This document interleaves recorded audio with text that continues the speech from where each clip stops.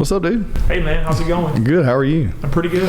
It's been a little while. I don't know how long it's been. At least over a year, probably, since we last sit down. I think it has been probably over a year. Yeah. Well, what's new with you? Just staying busy, living life, working, taking care of family. Y'all got a new kid? How's your kid now? My daughter, she's over 2.5. Okay, so it's been, you've had her a while, yeah. Yeah, we just hadn't had a chance to talk about that much, I don't guess. Most of the time our interactions are like on a business-to-business relationship, I guess. Yeah.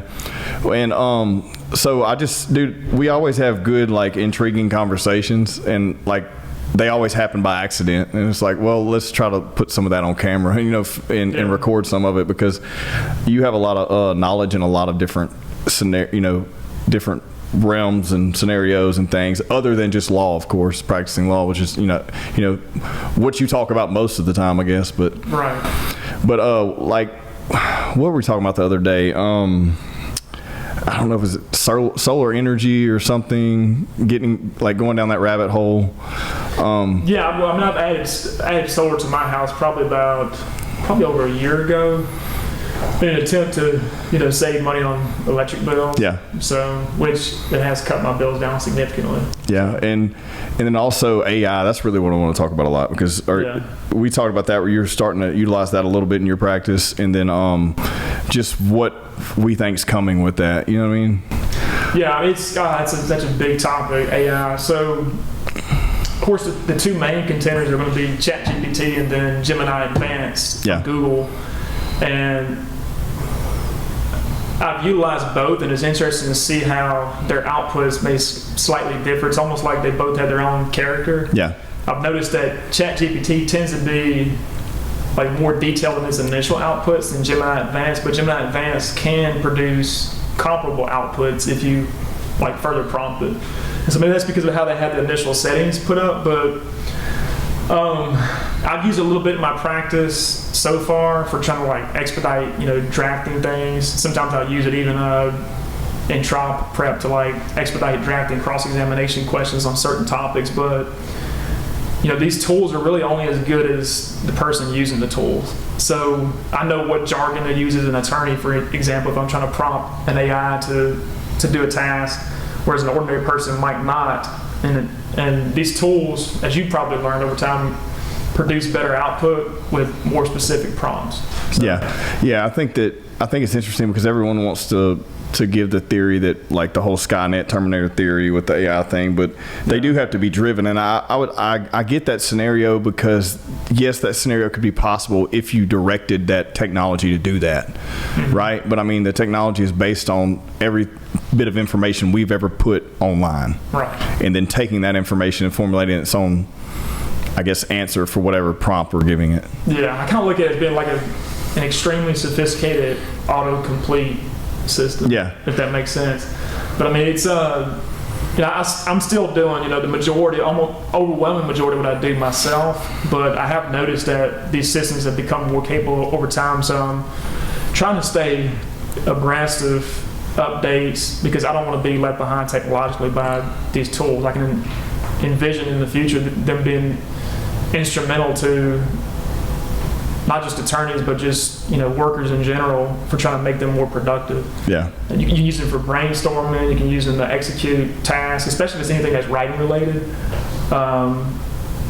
And they're very useful. Have you seen the stuff on Apple's AI that's supposed to be coming out? I heard about that briefly in the news about Apple Intelligence, but I don't know what the. Can you pull that up, Josh? So I was listening to a conversation the other day to where basically Elon was saying that he wasn't going to allow any of his employees into the facility if they were using any type of that AI. Yeah. Because apparently it's supposed to be extremely, more intricate and have access to more data and stuff, because Apple's such a closed source system, but everything's all lumped together as far as people's information, from what I understand. Right. And I'm not too, so that's the ad for it.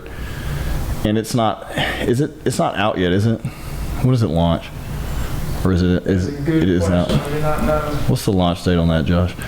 I think, and there's some articles on it too. You might have to look at that, what Elon was talking about. Right. I know from what I briefly saw on the news that the engine behind it is supposed to be ChatGPT, right? Right. But you're basically giving you're opening your system up to that, having access to every single thing. It's almost like I don't know, penetrating. Because with Google, right? I guess Google already has all that data. Yeah, Gemini Advanced, I know, can integrate with Google Workspace, so you can actually have it read your emails, for example, or pull files from your Google Drive account, of course. It's in the fall, right? I thought it was like September. Is there an article about cautioning? I guess see if you can find something where Elon was talking about it. But Samsung has they're already have rolled out that on the new Galaxy to where you can actually circle an image, and then it'll in a picture, and it'll find it online for you, and that's utilizing Gemini somehow. Yeah, I have the Google Pixel 8 for my cell phone, and it's Google Pixel 8 Pro, and it's heavily integrated with AI features. Okay. You can take parts of a photograph and reposition them, the editing capabilities are amazing. So this is what it's patently absurd that Apple isn't smart enough to make their own AI, yet is somehow capable of ensuring that OpenAI will protect your security and privacy. Apple has no clue what actually is going on once they hand your data over to OpenAI. So that's what it is. They don't have their own, so they're going to hand it over to OpenAI. Mm-hmm. And that's what the scary part about, I guess, everything is that instead of developing their own, they're going to hand all that data over, and then I don't know. I mean, look, I'm one of those people that skim through stuff, and if I go down a rabbit hole, it's like one particular subject. I don't spend hours and hours researching every single, like you would probably on a case or something, every single scenario. But I do find it interesting that it's a big topic right now, and most people want to go towards it's going to take over the world route, which, I mean, technology's taking over the world. Right. You know what I mean? And it's all we did it.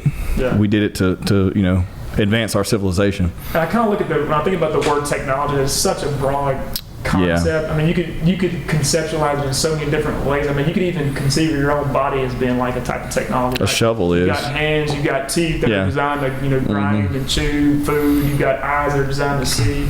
I mean, nature's full of biological technology, if you want to think of it that way.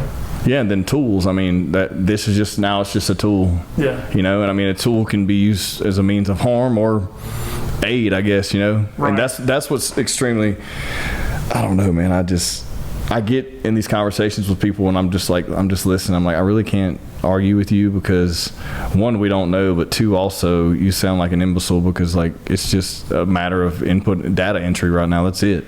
Yeah. You know what I mean? It's really only as good as the person who's using it. It's like, you think of a martial artist who's an expert with a knife.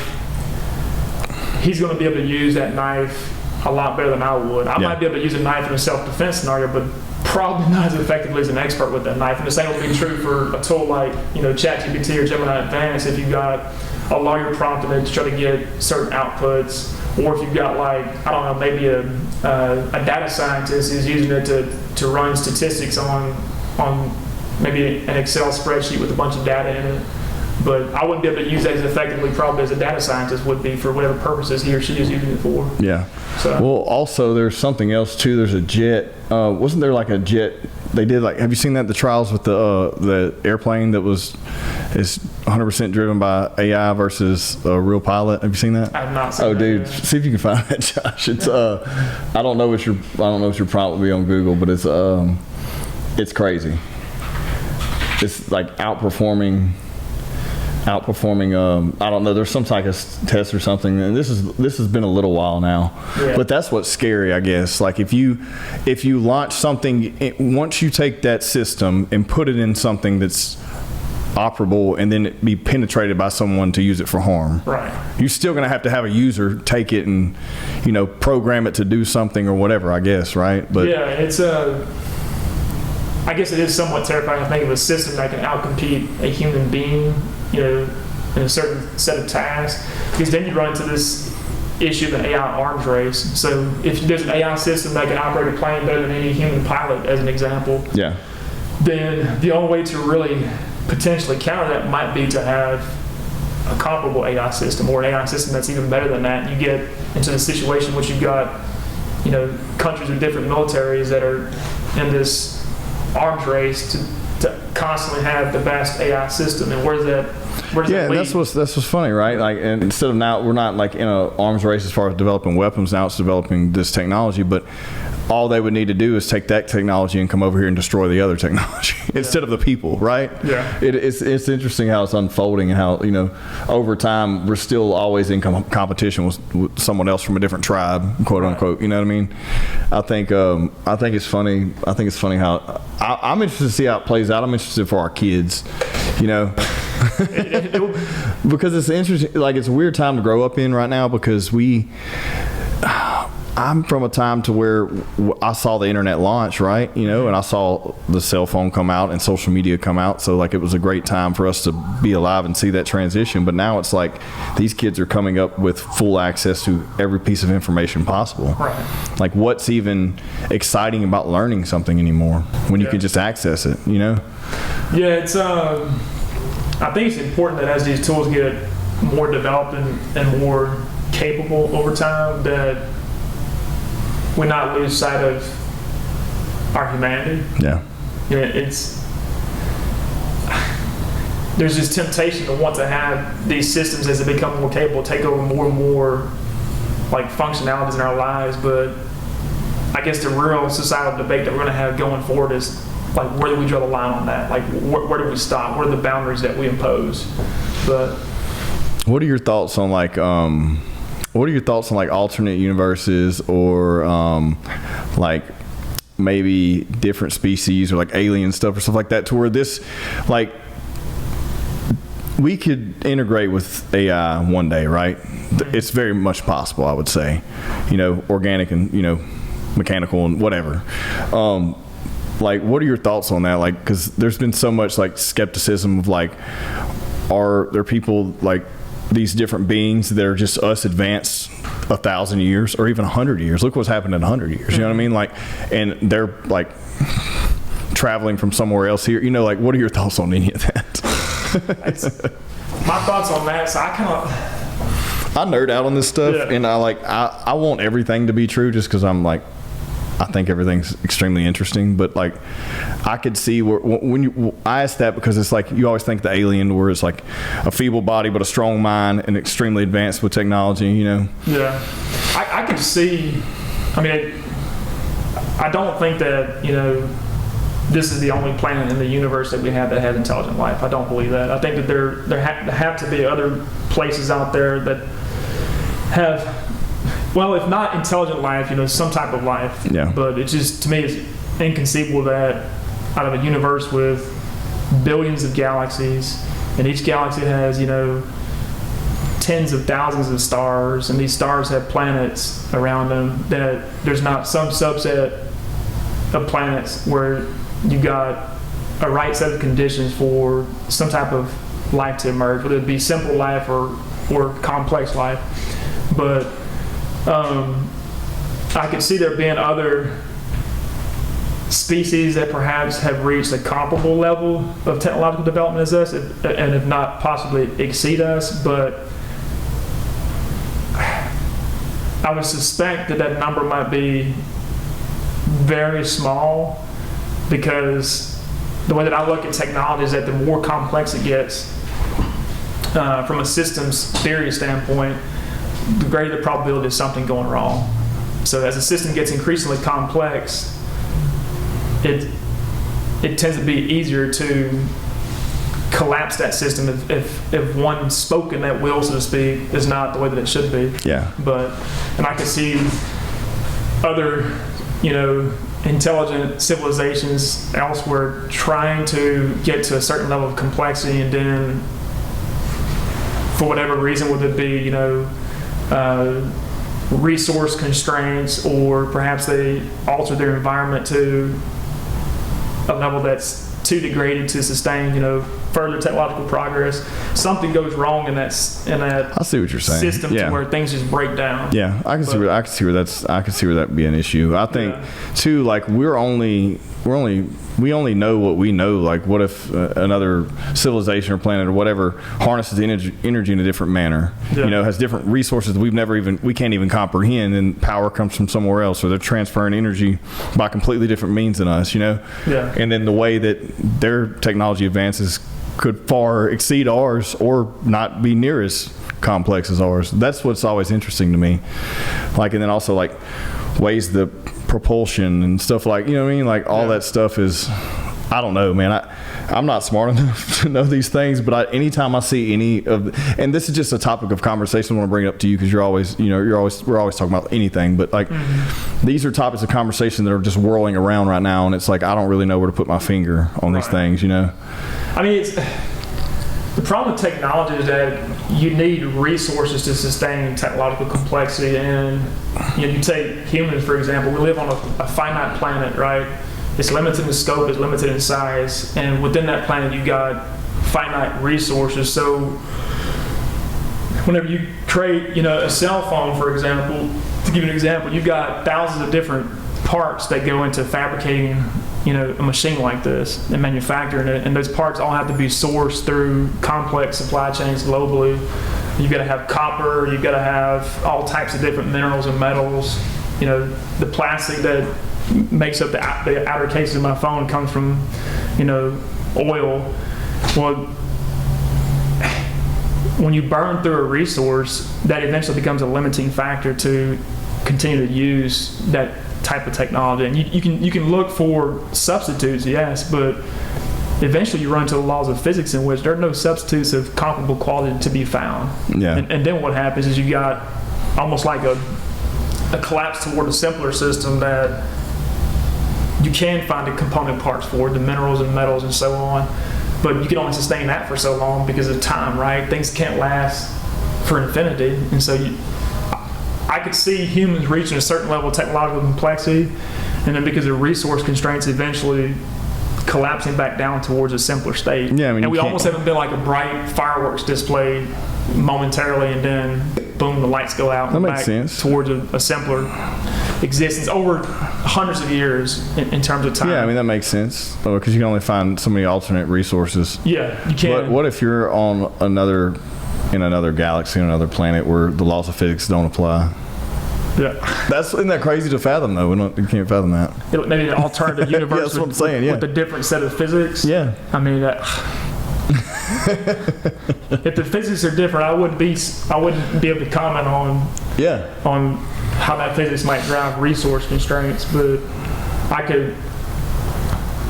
for us, I read a book recently called, just to give you an example, called The World in a Grain, about sand, right?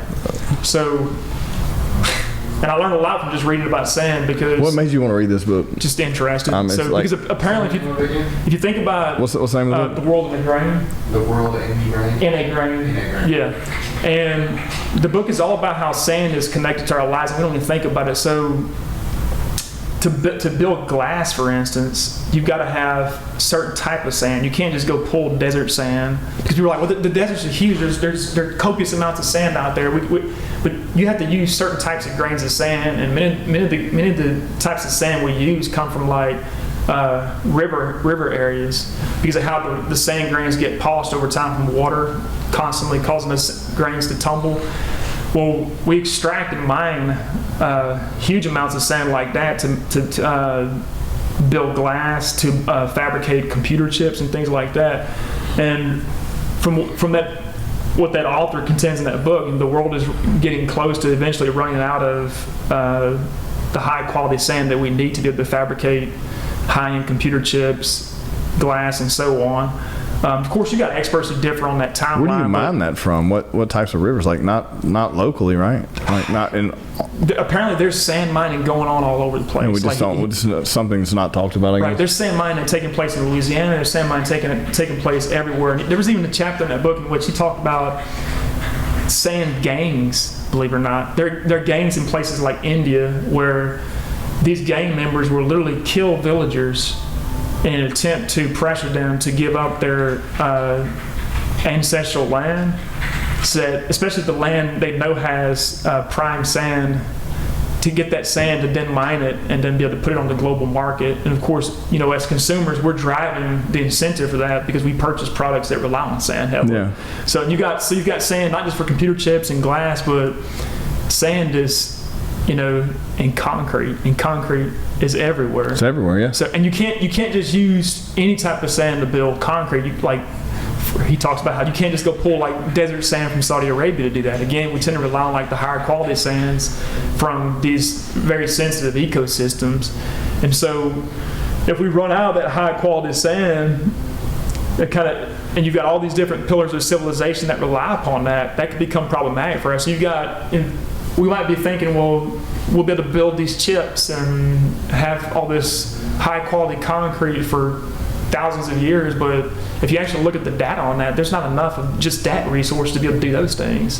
And so you've got limitations on something as simple as sand, and you can see the same would be true for oil, which we know if we burn through all that, like it takes millions of years to replenish that. There's not a substitute for oil to fabricate all the things that we have. Right. Same would be everything. True for natural gas. Yeah. Everything we have is manufactured via petroleum. Yeah, petroleum. Mostly. Like, so was it $15 billion a year industry? Is that what it said a minute ago? And what were the countries? What was the cities? It was or states. It was Minnesota. Southeastern, South Central Minnesota, and southwestern Wisconsin have extensive deposits of sand that meets the specifications required for hydraulic fracturing. That's another thing. So that's fracking. That's drilling. Yeah. Yeah. So even for you used to be in the oil and gas industry. Yeah. Right? I know. Yeah. So even for like hydraulic fracturing, you have to have certain type of sand. You can't just go pull sand from Saudi Arabia and start fracking. Like you have to be able to meet specifications for the grains that compose the sand, everything, to be able to break up the source rock and unleash the fossil fuel deposits. And so same chips, glass, concrete. It's like there are physical limits to growth. And I think that in this century especially, we'll probably see increasingly over our lifetimes, we'll start to see many of those limits come to bear on, we're seeing it on what's happening. We're seeing it in agriculture right now, right? Yeah. So I'm sure you're pretty well versed in that stuff because I know you nerd out on some stuff like that. So like corn manufacturing, wheat, monocrop agriculture. Like, what are your thoughts on all that shit? Well, since we're talking about let's get essentially dirt, right? Yeah. Dirt is the foundation upon which our existence depends, right? We walk on ground beneath us, but our food comes from the ground. Pretty much the entirety of our existence relies on the soil underneath our feet.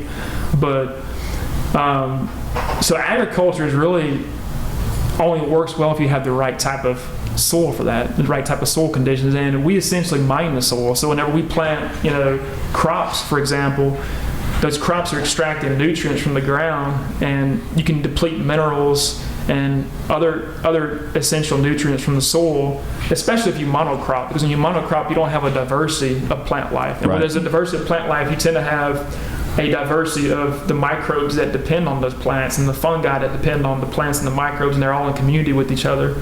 If you minimize that diversity, you minimize the health and fertility of that soil over time.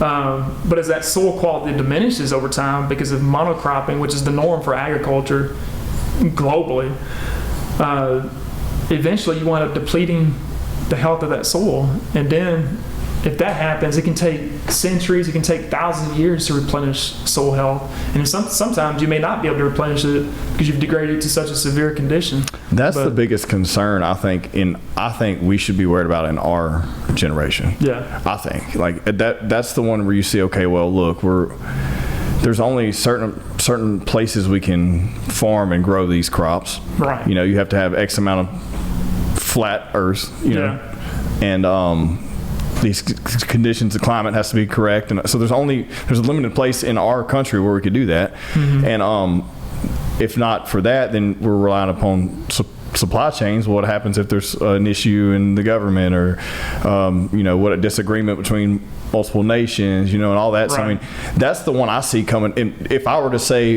this is the biggest resource constraint I would see coming up in our generation, I don't know if you agree or not, but that just seems like we can almost see that. You know what I mean? Yeah, I think that I mean, if you look at, you know, projections from scientists, soil quality is a top concern. That, you know, water wars possibly being fought in the future, water constraints. But the soil is extremely important because, I mean, we have to have food to eat. Yeah. So food and water are like the two most important things that I can think of that matter to being a human being. Yeah, we can talk about, you know, personal fulfillment and maybe being able to have things beyond food and water, but at a fundamental level, You can't have that. You can't do anything. you can't do anything exactly. Yeah. You can't have a complex civilization without those two things. Right. You don't have anything. I mean, you have death without those two things. But speaking of food, the United States is fortunate in that we produce the world's largest agricultural surplus of any country on earth, and it's because of the soil quality that we have here. For now. For now, yeah. If we continue to deplete the soil quality over time, What's that picture may the change. soil quality? What's the soil quality? Check that in China. But China actually has one of the biggest food deficits, if not biggest agricultural deficits, if not the largest. If I'm not mistaken. I venture to guess because civilization's 6,000 years old there. It's old, yeah. Right, and ours is what 300. Yeah, population is. I'm saying like large, agriculturally, maybe a little older than that, but Well, I mean, if you count the indigenous societies that farm, they farm too, but they're not to an extent not to to the same where they extent, would deplete yeah. the resources because they were farming based on what was there, not changing the I guess the habitat. Yeah, many indigenous societies did have a more holistic perspective of farming. For instance, they use what was called the Three Sisters method, like 2/3 of all soil is of low or medium quality in China. Okay. China has, I believe, the world's biggest agricultural deficit. Now, the United States is the world's largest agricultural surplus that we produce. And what about Russia? Russia, as far as I'm aware, they have an agricultural surplus. Actually, Ukraine plus Russia. Russia is one of the world's biggest wheat producers. That's what I thought. Yeah. Yeah, and Ukraine is also a major agricultural producer. Since we're talking about Russia, Well, that's what it says right there too. So, there's always all these conversations about these countries all at each other's throats, you know. But Right. at the end of the day, like, who has power in the soil and the water is the biggest concern, not technology at this point. You know what I mean? Right. Like, yeah, it's resource constraints. So Yeah. I mean, it's over time. You know, we're going to probably see more and more conflicts break out. I think over resource constraints, whether it be agricultural soil, fights over water. and we've had those in the past, but we just made changes. Like, what you had that over coal, and you've had that over what else? Salt. Forever ago, and now we adjusted how we collected that stuff, or the technology surpassed using those but we're still using a lot of coal, I guess. Yeah. We still wars have been fought over oil. Yeah, and gas. always, yeah. Because those are fundamental resources, but they're major inputs to economic activity. Well, people just think of oil and gas, and they think of fuel in a vehicle. Yeah. But that's how much percentage of the oil and gas, dude, sorry, we're killing you with data over here. Yeah. How much percentage of the oil and gas industry actually is put into fuel? It's not going to be as high as people think. No, that's what I'm saying. Like, that's what they think, though. When you have this conversation, people think heating my home and running my vehicle. That's what they think. And they're like, well, I mean, we could get about 45% crude oil into gasoline. So less than half. Yeah. So less than half is used to fuel your vehicle, and then an additional 29% refined for diesel fuel. So, which the rest is plastic and other products. So, and that's 2016. So that's probably a little different now, but yeah. Yeah, and speaking of oil, diesel is I would say the most important component of oil for global economic activity, because that's what drives all the major shipping for our big, oceanic tankers, our 18-wheeler, long haul trucks that transport goods. We refine diesel into our kerosene into jet fuel that's used to power our airplanes.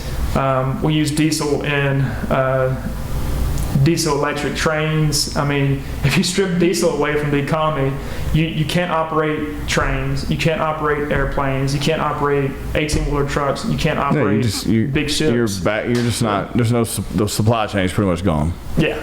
Yeah, as far as like getting to anywhere other than wherever you could reach on ground. Yeah. Which is crazy to think about. It's crazy to think about. It's also crazy to think about that that's less than half of what all that petroleum's going towards, right? Yeah. It's very important. There's a book called When the Truck Stopped Running. You and I've had that conversation before too, and that's another thing what happens? Yeah, and that's what that book is about. She basically lays out a hypothetical situation in which, if you were to imagine life without oil and diesel, what happens to economic activity? And she's going through all the data. This author, Alice Friedman is her name, and it's just, you're just like, you finish the book and you're like, we can't have modern civilization without oil. And there's no comparable substitute. Scientists have been working on trying to find comparable substitutes for decades, and they have not been able to do that. So, you can't even have, people say, well, we'll just have everything become electric and be battery oriented. But what they don't often realize is that the components that make up batteries have to be mined, and that mining is done by diesel vehicles. Exactly. These giant, diesel mining trucks. And so it all comes back to oil. And if you actually look at the physics behind it, the engineering principles behind it, these giant mining trucks cannot operate off of batteries because of their sheer weight. Scientists have already done the calculations on that. You would not be able to operate these mining trucks and these giant open pit mines that are mining for these key metals and minerals with batteries. In fact, you can find a giant battery electric mining truck. I'd like to know about it because they don't exist. No, you can't. They're having an issue now with a lot of things. Like, you're putting that, I've seen some stuff where they're trying to put it in boats, but the weight of having something to propel that amount of weight, you have to have so much power, and you can only get so much power. The battery would be as big as this table, which would weigh 1,000 pounds, and putting that on a watercraft to push maybe 250 horsepower, that's not a lot. If you're thinking about moving, that's not a large boat. That's a 20-foot boat or something. Right. You encounter this problem called power density. So batteries have a fraction of the power density of something like gasoline or oil. If you were to look up if you were typing power densities by fuel type, or type into Google power density of gasoline versus state-of-the-art batteries, you'd be shocked at the difference between the two. As soon as he gets back, we'll look that up. You can only, they just don't compare. Something like gasoline, oil and gas and two have another advantage over batteries in that they're highly liquid, highly mobile, and the power density is really their biggest asset. Their ability to perform work over time for the same amount of volume and space that they occupy is just far greater than what it would be for a battery of the same size. Right. But that makes sense. 1 gallon of fuel, how much power that can create. Think about burning a gallon of fuel in a motorcycle. Yeah. How far you could get versus taking that same amount of battery power in an RC car. Yeah. And you're only going to get 100, maybe 500 yards, versus 50 miles. Right, at the same speed. Exactly. Exactly. There won't be much of a comparison. The biggest argument right now is torque, right? Yeah. But what good is that if you don't have the distance? It's, if you can outpull me for 50 miles, that's great. But what about the other 150 that we need for the transportation? You know what I mean? We're living in a world in which we'll see more. You have electric vehicles, you have gasoline-based vehicles. We're looking at hydrogen now. We're looking at that too. And then there's a push for Toyota's just invested a bunch in something. But I will tell you that from when I've studied and read about hydrogen, it's basically a pipe dream. We can write that off as most of the major experts on that they're like, no, this is not going to work because hydrogen's got many problems associated with it as a potential fuel. It's very corrosive for one thing. The density is not nearly as great as it would be for something like gasoline. It's difficult to transport. And you would expect that would be the case, because if it were something that were easy to use, and We'd be using it already. oil and gas would be using it right now. Right. So we would have found a way to scale that technology rapidly, because the profit incentive would be too great not to do that. Yeah. But And then, and also hydraulic fuel, man. Like, how many of these refineries and factories and every single thing we use not only use diesel or mainly diesel or whatever, or however the power's mined or whatever, but also all the hydraulic fuel, yeah, like that's used. Like, people don't understand how much of that is used on a daily basis, just on a daily basis. they don't. And It's in everything. It's in farming, manufacturing, every moving component on the road. Like, Right. Anything large.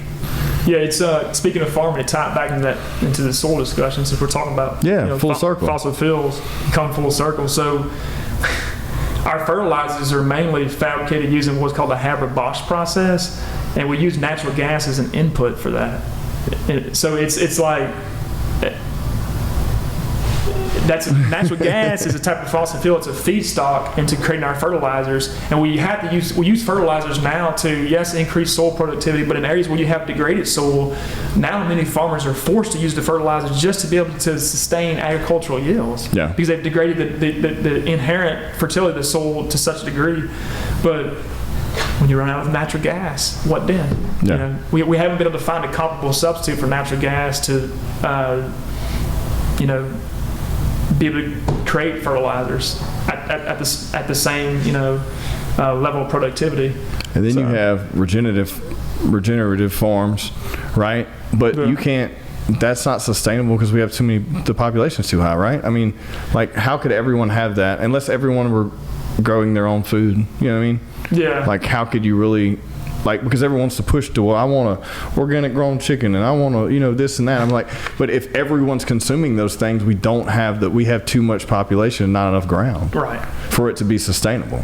There are experts that looked into, organic, which is what I think you're alluding to, Right. versus Like, if you have fertilizer-based agriculture. right, like, if you have regenerative farms, like, so where you have like your cows grazing and your chickens grazing, and they're not in a chicken house, and you're utilizing different sections of the soil and moving around on your property and not reproducing on the same exact, Yeah. draining all the nutrients out of this one spot every single year. If we eliminated natural gas as a feedstock for fertilizers, and we had found no comparable substitute, experts estimate that you would have a 40% reduction in human population. Yeah, I can see that. It's because we rely so much on that fertilizer to sustain high agricultural yields.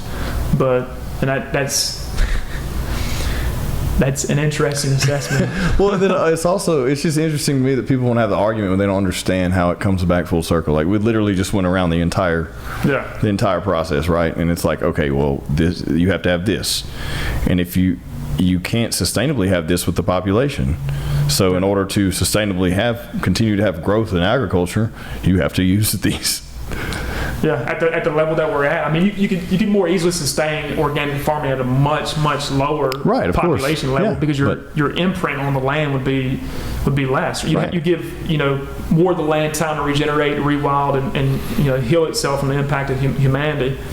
But at today's current population level of 8 billion, we can't sustain this population level without fossil fuels. It would be utterly impossible. What are your thoughts on pre-existing civilizations and, like, Earth almost going into correcting itself every tens of thousands of years or something?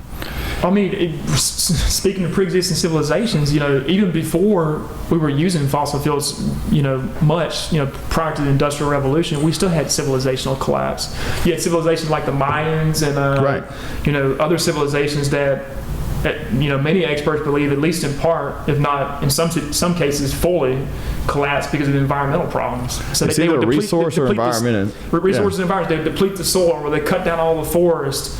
And then there's no comparable substitute left for what they were used to having to maintain that level of complexity. So what happens? And they don't have the means to travel to another environment. Yeah, it's in fact the biggest, what really pushed, one of the factors that led to the Industrial Revolution and the widespread use of coal, since coal was the first majorly used fossil fuel, was in Europe. They had cut down most of the native forest, and so they have been used to using wood to power, the primitive version of the steamship and other activities, wood as a fuel source. And then James Watts comes along, he develops a steam engine, and eventually, people figure out that they can use coal to power steamships, and then eventually oil, and then we later start using natural gas in large amounts. But one problem led to the use of something else as a substitute, but you still run into the same limiting factor. Yeah, until you run out of that. Well, I mean, and then that's another thing. Like every single building we reside in is all means of depleting a natural resource. Yeah, whether it's built out of wood or metal. If it's metal, it's mined, and it's what manufactured, and you're using double the resources. Well, really both, right? Because if it's wood, then you're using fossil fuels to burn the equipment to cut it, manipulate it, whatever you do to process it, fill it with chemicals, whatever you need to do to make it last long. Same thing with metal. You have to mine it, manufacture it, shape, mold it. It's the entire you're depleting the same resources. You're depleting two different natural resources the entire time. And for us to continue to grow how we are, we're going to have to continue to do that, even if we're not driving fueled vehicles. Yeah, you run into the same problem with resource constraints. You just hit the nail on the head. The entire supply chain, has all these limited inputs. You can't, if you take this room we're in, all the things that you see in this room, literally everything that got here in some part of this journey through the use of fossil fuels. Yeah. Like this table had the wood had to be chopped down with these big cutters, right? Yeah. And what power is that? Primarily diesel. Yeah. and then it had to be transported. The logs had to be transported in a big 18-wheeler truck, diesel power, and then transport to a sawmill to be further refined as a product, and probably running off of electricity that's in large part, fossil fuel based. Usually natural gas peaker plants with maybe some renewable energy input, but even still, the metals that make up the 18-wheeler truck, that make up the machine that cuts, the metals that make up the building where you run the sawmill, and the machines within the building, they all had to be mined by vehicles that are powered by diesel. The electric car on the road made out of metal. Yeah, those products came about through diesel mining trucks. Oh man, it's just interesting. Like it's not that I'm not against anything. I'm just against the argument of this is better than that. Right. Whenever it's all utilizing the same shit. Yeah. Okay, and then at that point it's like, okay, what's more efficient? Yeah. What's going to last longer? Is this, if it's going to be an electric vehicle, okay, cool. If it's not, why are we going down this road wasting double the resources to create it when it's not going to solve an issue? Because then guess what? We have to harness all that power and put it into a battery. How do we do that? We have to scale up our infrastructure. Right. You have how much of a global impact is that going to have? Right. So like, is that really the way to go? Or is this just another push for whatever company has the reins right now?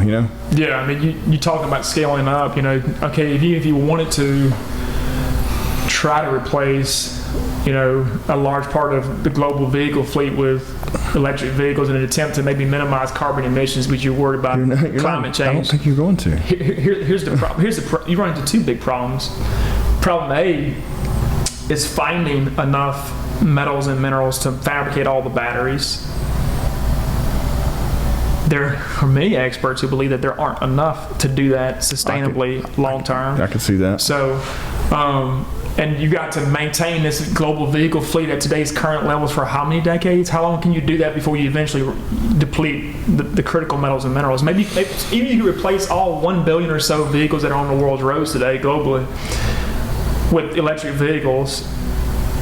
How long can you continue to replace those as they age out over time? Yeah.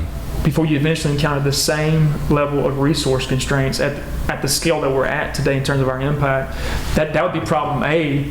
And then problem B, speaking of scale, you've got to have an electrical distribution line system to be able to get that electricity to all these vehicles, and that requires what? More copper, more metals, aluminum, all these different.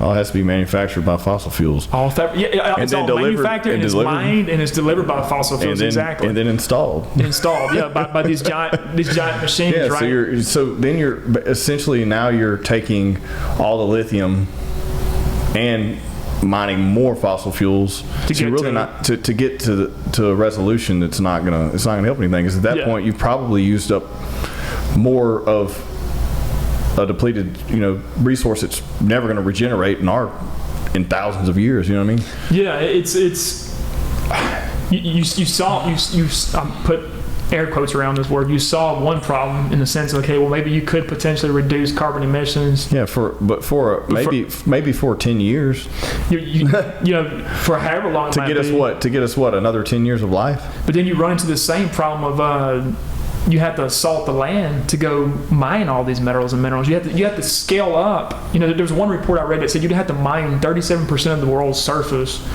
to try to build out just the first generation of renewable technologies to replace the current fossil fuel based infrastructure we got. I mean, to think about that level of mining taking place is mind-boggling. Yeah, 'cause what they would lead to environmentally would be terrifying. What are we mining now? What percentage do you think? I don't It's know. got to be a low amount. Yeah. I would think if you take it on a. I mean, we still mine to get to fossil fuels. That still has. Right. I'm like you said, I'm not really for or against Right. these technologies per se. What I am for is humanity reducing I'm its for impact. having the conversation. But- Is this a good move or not? You know what I mean? Yeah. And is this something you should be arguing about on social media, saying that I should buy a Tesla versus a newly technologically advanced gas burning vehicle that gets 3 times the miles per gallon and the distance of burning this fuel versus what it would have 20 years ago, because we've made those advances in technology, but we're still utilizing the same resource versus trying to create an entire new supply chain that's going to be extremely limited. Yeah, it's because what are you really solving? You're not. You still run into the same. This shit stress you long-term out? problems. It stresses me out. Does it stress you out? Like, when you start doesn't- thinking about it? Like, It doesn't stress me out. the conversation stresses me out because it's like, is there a resolution, or is it just, do we need to be mindful of every single thing we do? I don't think there's a resolution. Right, efficiency at this point, like, be as efficient as possible. I would say with every single thing, like, be meaningful with everything you do. Like, as far as like, okay, well, do I need to? I saw this video, and the way I think is interesting, but like, there was I see the dumb things. It was like, I wish I'd have known, and they showed a little video of like different gadgets you could do things with. Like most of the time it's consumables. Right. Well, it was like this. It was a video of someone. If you line up the arrows, you can pop off the plastic pepper top, and then you can recycle this glass part. And they threw the glass part in recycling. Well, they didn't do anything with the plastic part. And I was like, well, instead of doing that, why don't you just get peppercorn and refill it? And use it. Right. Then you don't have to recycle it, which uses more resources. Like reuse it as long as you can before you recycle it. Of course, yes, recycle it, but get every bit of use out of a product before you go get another one. Yeah, I agree. I think we need to do a lot more in terms of recycling to minimize our environmental impact, because we're incredibly wasteful, especially here in the first world. Can you look up the percentage of mining done in the world today? Because we were talking about Like the world's land surface. yeah, how much percentage of land? I'd be curious to know what it is now, but Just see, yeah, because you said how they would need to. some experts estimate you would need about 37% of the world's land surface to be mined just to try to build out the first generation of renewable technologies, electric vehicles, and so forth. Because keep in mind, we have currently, I believe, about 1.2 billion vehicles on the road, based on the last data I looked at. That's a large number of vehicles. And they're mining the lithium to put in batteries for. Yeah, the lithium, the cobalt, all the other critical we minerals. mine and metals. 14%. That's specific though. Oh, okay. Yeah. Has been modified by humans. So 14%. doesn't necessarily mean that it's been mined. Right, but okay, Right. so that much percent of the Earth has been modified. Well, yeah. Over double that would need to be physically mined to get the lithium we would need to create enough batteries for the fleet of the entire world's electrical vehicles. You have to get lithium to get copper for the distribution lines, which would have to be Dude, that's insane to think significantly about. larger. I mean, it's Like, so that the carbon footprint, it just has to be. it has to actually temporarily increase, and you'd have Of to course. temporarily So increase is the it carbon gonna- footprint to get the materials, and then maybe after you temporarily increase it, you could bring carbon emissions down to mitigate CO2 Yeah, levels. but those resources aren't renewable. Then they don't last. Then Yeah, you still have to go back and find replacements for those solar panels, for those batteries, for the wires. And you have to mine more. You have to mine more as they degrade. Well, here's what: as they degrade over time, as they will, because we know that things corrode, they rust, they break down. Nothing lasts forever. But then you run into the same problem. You have resource constraints. You can't mine to infinity on a planet that's finite in scope. So then that's what McKinnon suspects the best place to find viable lithium deposits is the asteroids. So then you start mining asteroids. Right. So now we're burning more fossil fuels to fly off the Earth to mine an asteroid. But there's a blog called Do the Math by Professor Thomas Murphy. He's a physicist from San Diego, and his expertise is in relativity theory. And I've read like pretty much every article he has on his blog. He's one of my favorite bloggers. But he's written several blog articles about this concept of like asteroid mining. He basically he runs through calculations and the argument behind it. He basically eviscerates arguments about how people talk about that. Most of the people who write about these things are like these pundits and journalists who don't know what they're talking about. Well, it's just the physics doesn't calculate out. Well, it's just a hot topic right now. Yeah, it is. It's a hot topic, so people are going to go round and round and round it until something else, like two chicks spitting on something right now. It's a hot topic, which is absolutely ridiculous. But people are going to burn it. They're going to burn it up until no one wants to hear about it anymore, right? Until the next hot topic comes. But the biggest thing has always been global. Like, what are your thoughts on that? The global warming thing and carbon emissions and like. What are your thoughts on that? Because I know you're like a huge environmentalist. Yeah, I mean, I love science. I do think that humans are absolutely impacting the climate. I mean, even if I didn't have data to back up what I'm saying, I think just using logic and common sense would indicate that we all, when you consider our sheer size, the scale of the activity that takes place on the planet, the amount of burning that takes place. When I say burning, I'm not just talking about burning like firewood, for example. I mean, we're fire apes. So yeah. But coming back to fossil fuels, every time you get in a vehicle, you're burning gasoline. There's combustion taking place. That's why we call it the internal combustion engine. Diesel is being burned. Natural gas is being burned at peaker plants to produce electricity. It's nonstop, and because we have so many humans now on this planet, we're burning more and more and combusting more and more than has ever taken place on this planet's surface by any one species. So the byproduct of that is that we produce a lot of CO2, methane, and all these other gases that are altering the atmosphere. But that's just one problem, I think, among many problems. I think that we're potentially in a situation of overshoot, not just with that when it comes back to like sand and soil quality, water constraints, just because of the sheer size and scale of our resource consumption. We're running into these hard limits. And if we haven't run into some of them, I believe that we eventually will if we don't dramatically scale back our impact. Yeah. Because we don't live on an infinite planet. This planet is limited in size. Yeah, I don't think that as a global population we're going to be able to do that. I think it's going to be a means to an end, right? You're going to see it's something drastically is going to have to happen for people to be like, oh shit, we need to dial it back. I mean, that's just where we're at. Yeah. Like everyone's going to keep, like, how many people walk around and just throw shit wherever, overconsume everything, like don't think about what they're putting in their body, don't think about what they're putting in the atmosphere. Like no one cares. And until it comes to a head, I don't think anyone's going to. I mean, you can have all these arguments and all these discussions. I'm not saying there's no hope. I'm saying there's no hope. You know what I mean?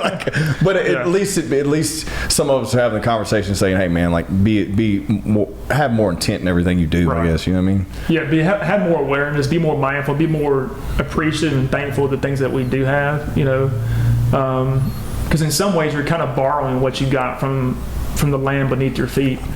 That's like what the indigenous tribes, that's literally the philosophy they live by, right? Yeah. Like it's like this is something that's a gift to us. We have a limited amount of time to use it, and then it has to be given back somehow. Yeah, it's given back and it gets recycled in this infinite circle.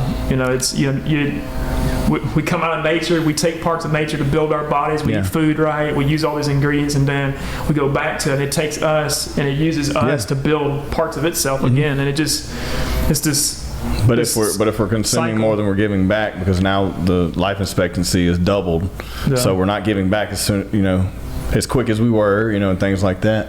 Have you seen the? We pull these numbers too, Josh. Have you seen the numbers like to where the recent weather conditions, like saying that like the ocean, like just for the Gulf, for instance, 2 degrees warmer than it is normally? Yeah, and it's creating what's that percentage of storm activity? Like there's an uptick in hurricane and tropical storm probability because the water temperature is 2 degrees higher. Have you seen that? I want to say it was like either 13 or 30%. We'll find out in a second. That wouldn't increase surprise in me at tropical all. storms just from a 2-degree increase in the water temperature. Right. That wouldn't surprise me at all. Is that what? That's not what it is. I mean, you can't have a bunch of fire apes on this planet. 8 billion of us combusting to some degree or another. Many of us more than others because like in the first world, we have the ability to command and marshal huge amounts of fossil fuel resources at our disposal, right? Yeah. Whereas if you were in a poor country in Africa or maybe a poor part of India, you may primarily get around by walking everywhere, and so your impact is much lighter than it would be for somebody like me. But you can't have 8 billion of us combusting in some form or fashion and that not impact the atmosphere around you. It's just like it's No, I think it's pretty more obvious. Like, what does that one say? Warmer sea surface temperatures, intensified tropical storm wind speeds. That is one serious That's what it factor among was. many. That's what it was. It was the warmer sea surface temperature intensifies the tropical storm. So where a tropical storm would have been a category 3, now it could be potentially category 5 just because of 2-degree increase in the water. Right. Which is crazy to think about. It is, and it's temperature increases and increased hurricane activity too are going to impact our pocketbooks, the insurance market. Oh, yeah, right. It already is. I mean, there many major insurers have pulled out of Louisiana, parts of Florida, and other parts of the United States as an example, because they've come to the conclusion their actuaries have who actually look at the raw data on this. They're not some goon behind a computer screen sitting on his mama's couch who's pontificating on Reddit. They actually look at data. They got doctorates in what they talk about. But I mean, they've had to pull out the market because they've come to the conclusion that certain categories of property, for example, might no longer be insurable based on current factors. It's also interesting it's interesting how we build shit knowing that it's going to blow away. Like, you know what I mean? Like, we put stuff in areas knowing that it could at any given time could be completely washed away, and we invest millions in it. Right. And we invest millions of dollars to frequent those places and to hang out there, which is great, cool. But like, just to be physical owning that property and wanting to reside there, like knowing that at any given time you could be wiped out. That shit's dude, everything. So I don't know. I think when I start thinking about stuff too much, it's not that I get stressed out. It's just like, why am I even thinking about these things? Because it's like we've done all this shit to ourselves. Yeah, we kind of have. I mean, it's what percentage of the world's population lives within maybe like certain distance from the shoreline? Just pick a random number. Maybe I forgot what percentage it is that lives within like 50 miles of a coast, but since we're talking about hurricanes, but if the intensity of hurricanes increases over time, 40%. Within 100 kilometers of the coast. That's very close. Yes, you can see how if hurricane intensity increases over time, that's going to cause insurance costs to go up. Yeah. So that's also going to push people more inland. Yeah. So if you have rising sea levels too, because of melting ice, that plays a role. But This is a good question. Well, the world's land is inhabited. What percentage of the world's land is inhabited? That's a hard number to 10% of Earth. is inhabited by humans. That's of Depending land? on human-covered land worldwide, but 10% of the Earth. but our impact Yeah, but also you have to think much higher about than what's Here's a good little map. What's inhabitable? Coast. Yeah, it depends on how you conceptualize inhabited. Because if you were to count the amount of pasture land, like type in what percentage of the world's land surface is pasture, you'll be shocked at what the percentage is. It's in the double digits. It's high. What percentage?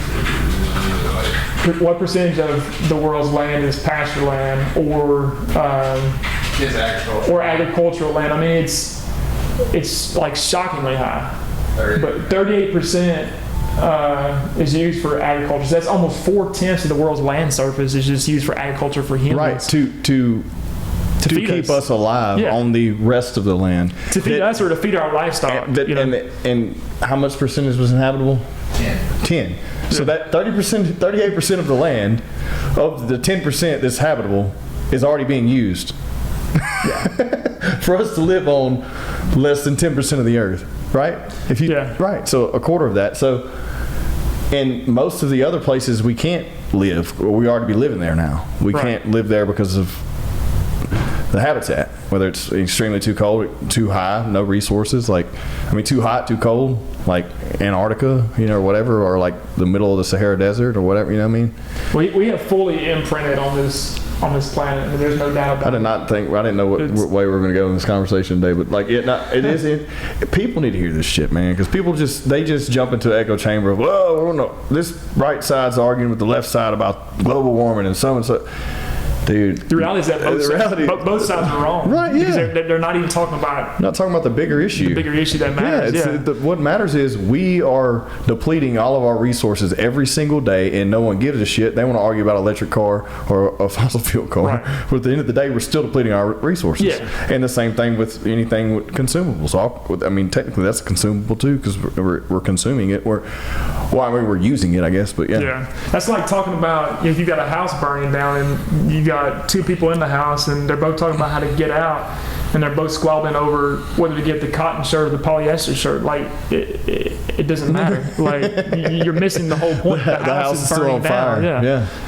It's a dumpster fire. No, dude, I think it needs to be brought to light. Just some of these things we talked about, because it takes, and by far not near as intelligent as you are, but it takes two people to actually sit down and think about things and talk about them for other people to realize, oh shit, that probably might be a concern. You know what I mean? There's probably a bigger concern than whose post got so many fucking tweets today, or whatever. Yeah. You know what I mean? And most of our politicians who are tasked with, are supposed to be tasked with looking out for our best interests. They're not concerned with long-term problems because many of them are concerned with... They have a short-term agenda. Why would they be concerned? And the fact that what blows my fucking mind is, why would you even think they have a long-term agenda when they don't? Yeah. They can't. They are constrained to 4 years, 8 years, or whatever it is. That's all they're worried about. Right. They're going to get through their term and then ride off into the sunset. Hopefully, that's their goal. Yeah. And they're going to, so why the fuck would you think the long-term goal is going to be? I wish someone to hand the torch off in a great, progressive manner, but it never happens. Right. It's always handing the torch backwards, it feels like, Yeah. No matter what country, civilization, whatever. Yeah, it's right now our social discourse is dominated with social problems, but it's not many politicians seem to be focused on long-term concerns. As in, if you were to assume that we would still be here 1,000 years from now as a species, what are your plans for us between now and then? Yeah. How many politicians talk about things like that? They're not going to.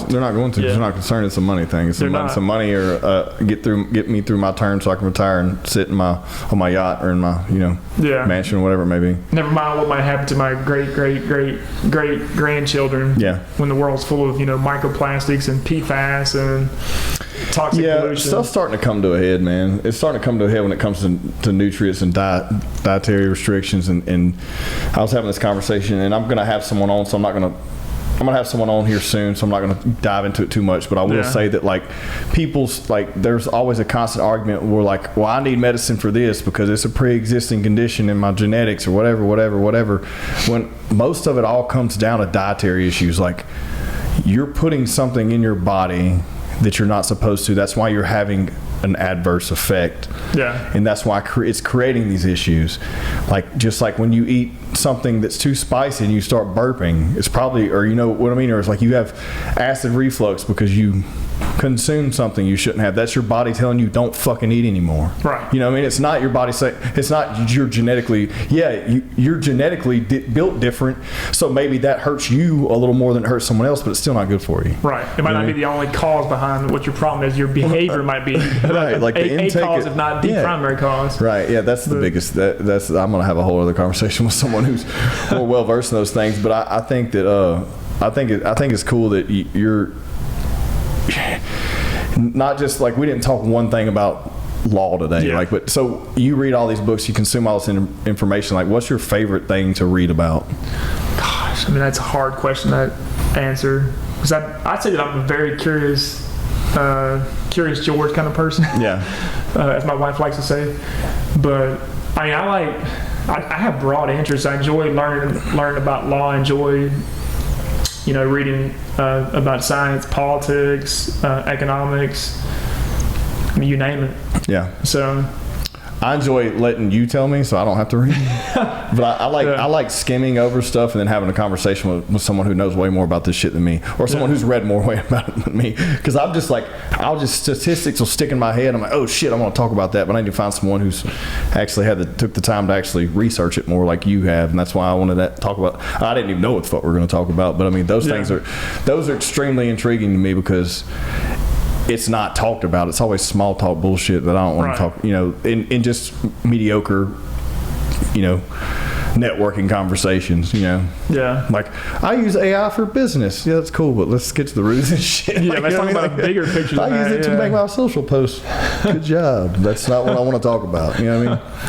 Yeah, people are talking about AI, they don't talk about what builds AI. And Right. Well, just the bigger grand scheme framework. of everything in a nutshell of what we are. Right. And how we grow and how, like, I love how you said that. Like, literally, it doesn't matter.